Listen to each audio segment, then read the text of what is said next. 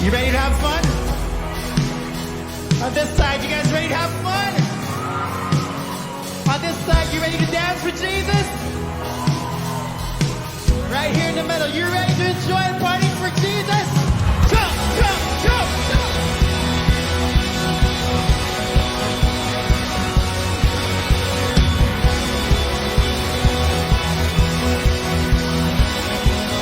We're not done. One more round. Everybody jump down.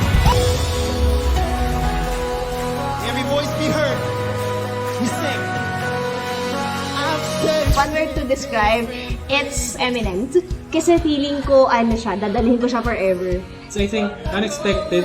I have attended a lot of gigs before, but this one is way different. Na-surprise ako. Extra. Ang bare minimum no expectation ko dito. Pero grabe yung extra na na-receive ko and grabe din yung extra na naibigay ko. Amazing because I met a lot of people na sobrang mapagmahal. And God moved through our lives.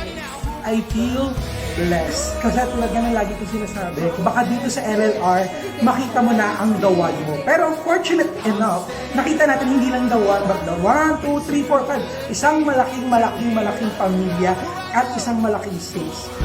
It's something na very memorable na I think 10 years, 20 years from now, I will always go back to the memory that I have today dun sa mga nangyari. Kasi I know that kung sino man ako 20 years after nito, dahil yun dito sa love life.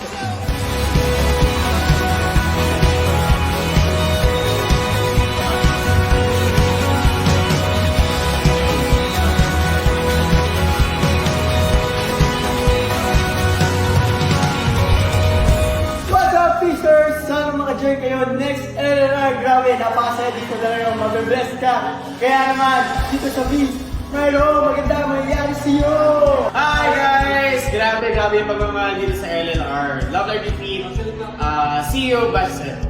Nakatapos ang mga LLR, sobrang saya. Sana makasama ka. See you. Hi guys! Kakatapos